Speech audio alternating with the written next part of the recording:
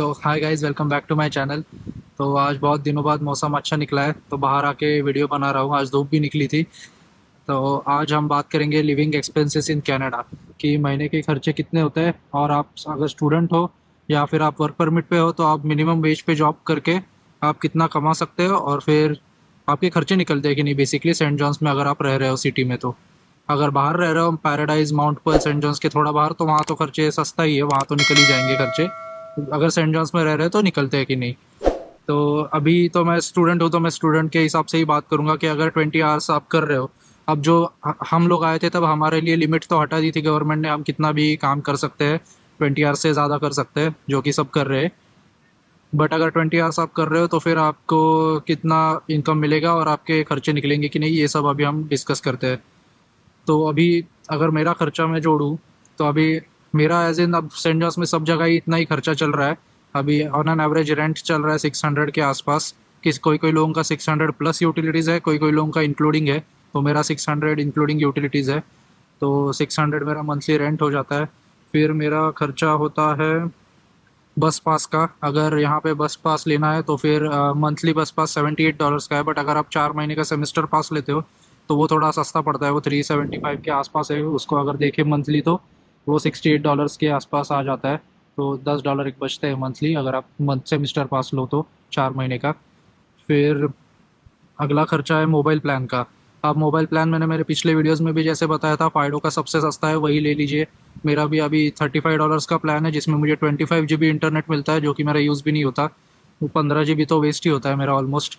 और बाकी unlimited calling, unlimited text, वो सब तो ठीक ही है, इंटरनेट ही मतलब देखते हैं। उसके बाद मेरा खर्चा होता है बाहर खाने पीने का। वो अब मेरा बहुत ज़्यादा है बाहर का खाना पीना, तो उसका 70 से $100 के बीच में, मतलब 70 to 100 के बीच में मेरा मंथली खर्चा होता है बाहर खाने पीने का। तो वो भी आप उसमें जोड़ लीजिए। उसके बाद ग्रोसरी। ग्रोसरी अब मेरा ऐसा है कि मेरा एक रेस्टोरेंट जॉब चल रहा है तो मेरा अगर मान लीजिए वीक में से 5 दिन मेरी शिफ्ट होती है उधर, तो फिर मेरा शाम का खाना रेस्टोरेंट से हो जाता है।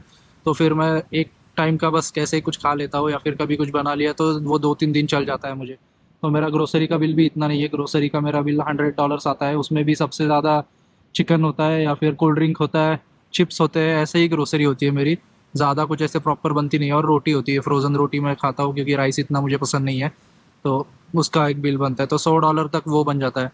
और ऐसे ही अगर मिसलेनियस खर्चा जोड़ दे इधर उधर का कुछ थोड़ा बड़ा, कभी कर लिया कुछ, डॉलरामा चले गए चॉकलेट खरीदने, तो चॉकलेट का ही बिल कभी कोई $30 बन जाता है डॉलरामा में। चॉकलेट बहुत खाता हूँ मैं। तो ऐसे कुल मिला के टोटल अगर ये सब कैलकुलेट करते हैं तो 970 to 980 या फिर 1000 पकड़ लीजिए। सबसे ज़्यादा 1000 खर्चा आता है। 950 तक ही मोस्टली तो हो जाता है, बट महीने का अगर ऊपर ऊपर भी ज़्यादा ज़्यादा पकड़े तो भी $1000 मेरा महीने का खर्चा हो जाता है।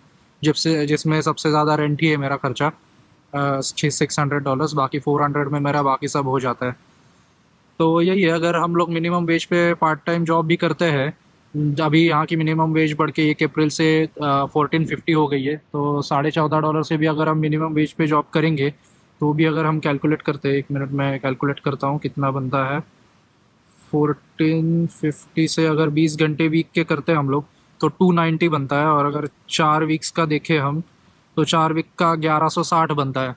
तो एटलीस्ट आपके महीने के खर्चे तो निकल जाएंगे। आपका बाहर का खाना कम कर लोगे, मेरा तो $100 का बाहर का खाना होता है, वो अगर महीने का कम हो जाएगा तो ऑब्वियसली और ज़्यादा बचेंगे पैसे। But on an average $100 save कर सकते हैं आप अगर पार्ट टाइम 20 घंटे कर रहे हो तो।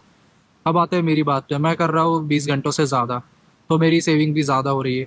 और ऊपर से एक जॉब्स के ऊपर मैं अलग से वीडियो बना रहा हूँ, उसमें मैं बताऊँगा कि मैं कितने जॉब्स कर रहा हूँ, मेरी कितनी इनकम है, वो सब कुछ उसमें बताऊँगा मैं।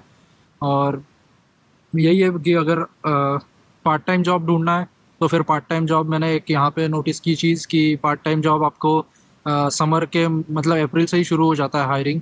तो अप्रैल में आपको ज़्यादा जॉब्स मिलने शुरू हो जाएंगे। बट अगर आप विंटर मंथ में आ रहे हो, विंटर इनटेक में आ रहे हो, तो आपको थोड़ा पेशेंस रखना पड़ेगा। हायरिंग बहुत कम होती है, ऑलमोस्ट फ्रीज ही होती है। तो दिसंबर से ही कोई हायर करता नहीं है, जो एम्प्लॉयज़ ऑलरेडी है उनको ही कम शिफ्ट देने शुरू कर देते हैं वो लोग। तो जनवरी, फरवरी, मार्च आपको जॉब मिलना बहुत मुश्किल है। जैसे ही अप्रैल आएगा आपको इतने जॉब्स मिलेंगे, आप बोलोगे यहाँ ज्वाइन करूँ कि यहाँ ज्वाइन करूँ, इतने जॉब्स अवेलेबल हो जाते हैं।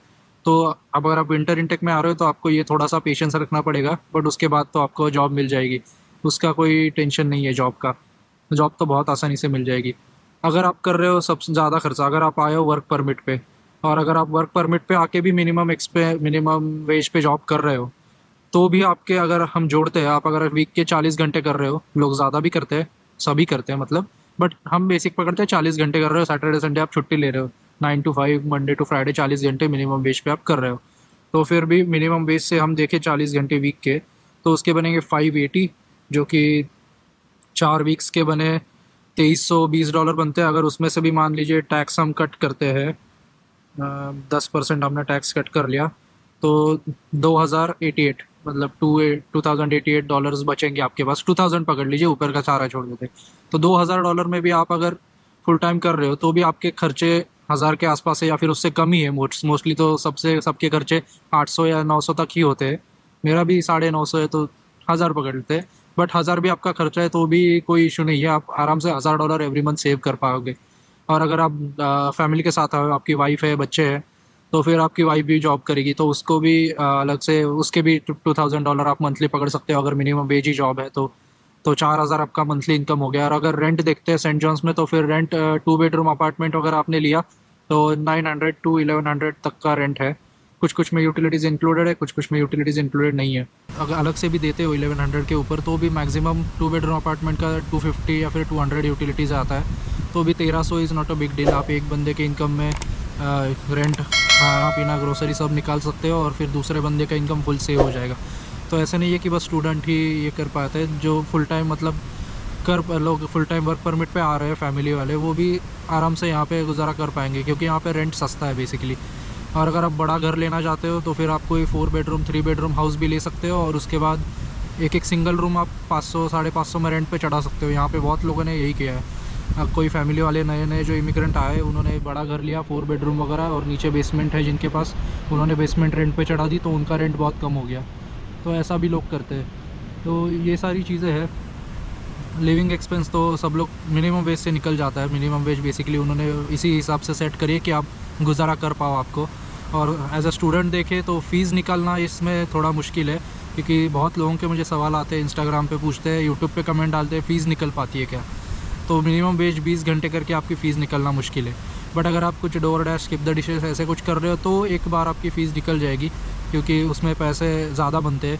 $20-22 पर आवर बन जाते हैं, कभी कभी 25 भी बनते हैं, तो उसमें आपके फ़ीस निकलने का चांसेस है। बट मिनिमम वेज जॉब करके आपकी फ़ीस तो नहीं निकल पाएगी, बट आपका खर्चा निकल जाएगा। इसीलिए इसको सर्वाइवल जॉब्स बोलते हैं। तो सर्वाइव तो आप डेफिनेटली कर पाओगे। तो यही थी आज की मेरी वीडियो। अगर आपको पसंद आई हो तो फिर लाइक कीजिए, मेरे चैनल को सब्सक्राइब कीजिए, और आपको मिलता हूँ अगले वीडियो में। Thank you.